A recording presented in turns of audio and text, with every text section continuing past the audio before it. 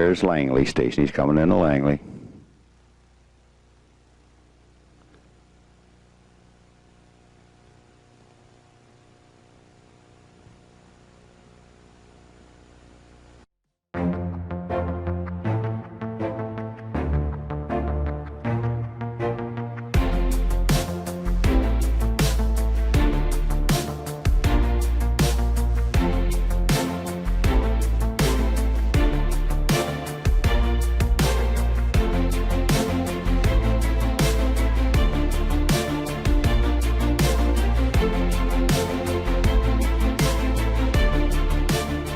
Welcome to episode 3 of the Rail Choice Community Transit south of the Fraser, and you're watching chillTV News.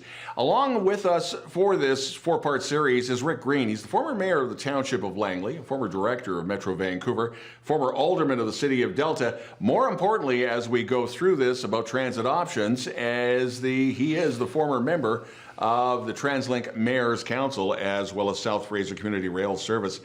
Rick, we call this, and has been called, the no-brainer. Why are we still doing this? Why is it called the no-brainer? Why are we dragging our feet, or who is dragging their feet? Well, the no-brainer idea really came out of a lot of community comments. Over the last 2 decades, we've gone to Agri fairs and Canada Day celebrations and exhibitions and what have you, laid out maps, had petitions. Everybody that came by, virtually everybody, said, well, this is a no-brainer. Why aren't we doing it? The interesting thing is there's a time and a place for everything. As we've covered in a previous episode, we talked about the master agreement. So now at that time, going back, when a lot of people we were doing these presentations, we didn't know about the master agreement. We didn't know about the control of the rights of this corridor, the rights of passenger use and what have you. Well, now we do. So a lot of things have come to light. The other one is hydrogen rail.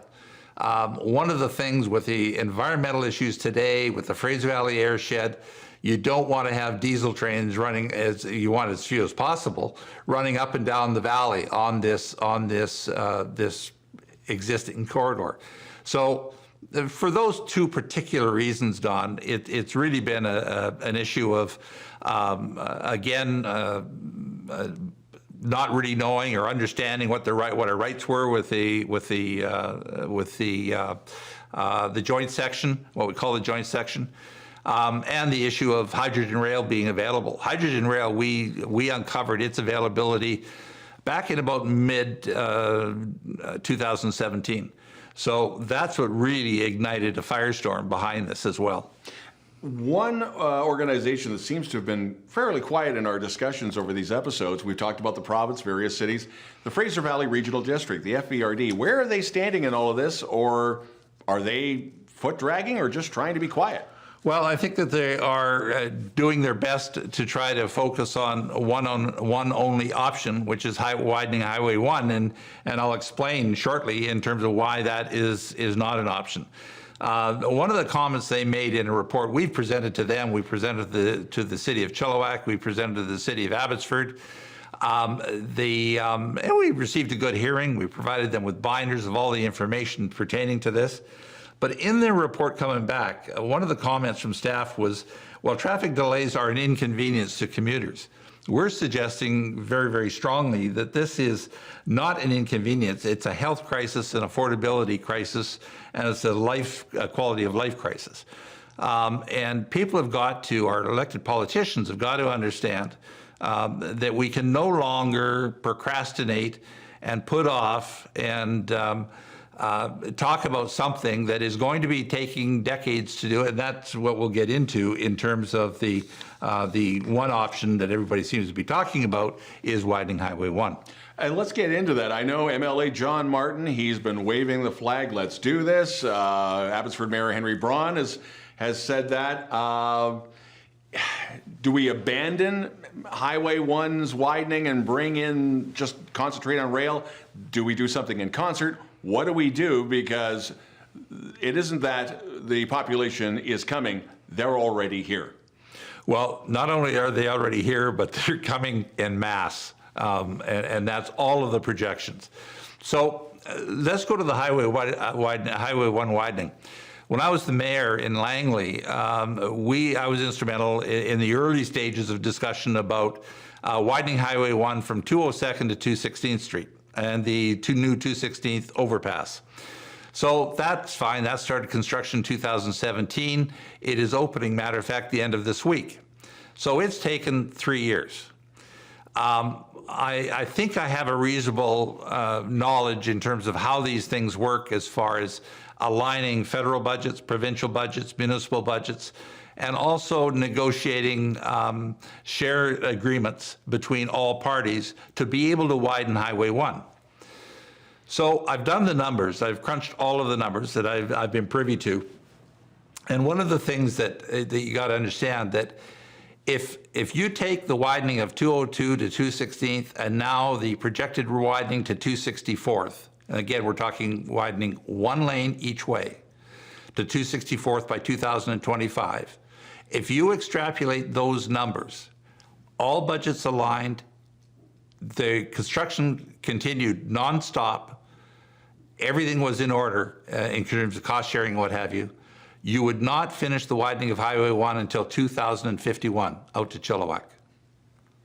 Yike. I can tell you by all projections, even by 2025, the traffic problem on Highway 1 will be 3 times worse than it is today by 2025 with the widening. There's also the waving the flag of Skytrain coming into the valley. Again, cost effective, the dollar advantage for that technology compared to the rail to the valley. There has to be, I would assume, an astronomical difference in that cost. Well, let's take a look at the options. So you've had Henry Braun make some comments in the media about, what we need is a rail line down the center of Highway 1. Well, that would be interesting. If you look at the cost of doing that, you're looking at somewhere in the $8 to $12 billion range in today's dollars. Look, we're not dealing in dreams here. We're dealing in reality. What do we have available to us? When you think about that, $8 to $12 billion. If you look at Skytrain, right now Skytrain that they're proposing down Fraser Highway, which we are objecting to, and we think it's an absolute waste of money, and we've got a million arguments against it. That line from Surrey Centre to Fleetwood, which is only 7 kilometers long, is going to cost over $200 million per kilometer. Yikes. If you take a look at the cost of the interurban corridor, reactivating the interurban corridor, that's rolling stock, that's road gates, that's everything all in, we're looking at about $1.3 billion in today's dollars. That is equivalent to about $12 million a kilometer. The other thing that came to mind when it comes to the idea of a Skytrain or something rolling down the middle of Highway 1, correct me if I'm wrong, but I'm thinking McCallum Overpass, which is a big concrete wall. Wouldn't they have to blow a hole through that? And that's going to cost some money. Well, it just isn't practical. It's a dream, and it's somebody's dream, but it's just not practical. The same way is Skytrain running out to, people have talked about Skytrain coming out to Abbotsford. There is not a chance. There is not the money available to this. If money was no object, I don't think there's any one of us that wouldn't love to see Skytrain up and down the valley. Yeah. But that's not going to happen. We have to look at our future because, let's face it, we're a couple of old guys. But you're bringing on someone who has a very interesting, youthful perspective. Yeah, Brittany Gardner is a young lady, a young mother, who joined our forces about 2 years ago, 2.5 years ago. She's very bright, very articulate, and she is, and she comes from a perspective of a millennial, the younger generation, about what is important to them. And I think it's long past time that we start to recognize and listen to people that are going to have to live with our decisions. And it's and the practicality is, and I want to go back to the Highway 1 widening, which I think is really important. We are not objecting to widening Highway 1, not at all. Widening Highway 1 will happen over time. But what we do know about widening Highway 1 in all practical sense is it's going to take decades to happen. as I say, if everything aligned, all in, it will take decades to happen. You can reactivate the interurban corridor in 3 years. And talking about the new technology and a younger perspective, the vice president of South Fraser Community Rail Society, Brittany Gardner, we had an interview with her. Just watch. First off, the impact on the current generation when it comes to this debate, when it comes to the urban rail corridor, basically, how cost effective is it really? We're hearing all sorts of numbers being bandied about, but on paper, does this really make sense? Oh, absolutely. So we could accomplish essentially the entire 99-kilometer rail line all the way from Chilliwack to Surrey for the cost of one tiny segment of Skytrain, like essentially the 14-kilometer segment they're considering now extending to Langley. And again, just to put things in perspective, 14 kilometers of Skytrain, 99 kilometers, as I understand it, of the rail? Cost effective. Yeah. And when it comes to cost effectiveness vis-a-vis balancing with the environment, a lot of talk has been made about using something that's been very popular in Germany, and that is this hydrogen hybrid train.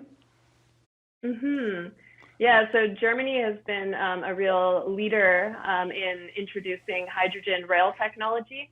A little known fact, though, is it's actually Canadian technology. It was first developed in Canada. So it would be really cool to see us choose to harness some of that here. Hydrogen is a clean fuel. It is a great alternative to gasoline, and anything that requires fuel that can't be easily electrified, hydrogen is a great option. You mentioned it was Canadian technology. Is this Bombardier? Is this who put this together? No, so the fuel cells themselves were actually, they've been worked on in both BC and Ontario. So the fuel cells that Alstom specifically has been using were developed in Ontario. So it is technology that has its roots firmly in Canada, and I would really love to see us utilize that here. In this day of COVID and the economy taking a major hit, when you're looking at this project and talking about economic growth, how do you sell this to Joe average public? Yeah, I think in general, transit might be seen as less desirable in times of COVID. And that's something that we've seen anywhere in the Lower Mainland right now. I think transit use is down. But I think it's the most high cost modes of transportation that are going to feel that the hardest. So maybe rapid transit as Skytrain. The reality is, though, living in the valley, we are still going to need to commute long distances and have connections between our communities. And to be able to safely travel on the trains as they do all across Asia and Europe is something that we can absolutely do in the future. A couple of other things that were brought up by Rick, one of which is tourism. And is this financially viable as a tourism aid to get people from Greater Vancouver Metro into the Valley and back and forth? Because there's a lot of people, let's face it, just a basic, the Rolling Stones are in concert at BC Place. A lot of people would want to come from the Valley, and they don't want to deal with parking, especially around that stadium. But that's, the PNE, other events. Again, is it financially feasible as a tool for tourism? Would it actually have a major return? Yeah, absolutely. So the line itself connects to the Scott Road Skytrain station, which I don't know about you, when I'm going downtown for a concert, if I'm going to take the Skytrain and park, I often park at Scott Road.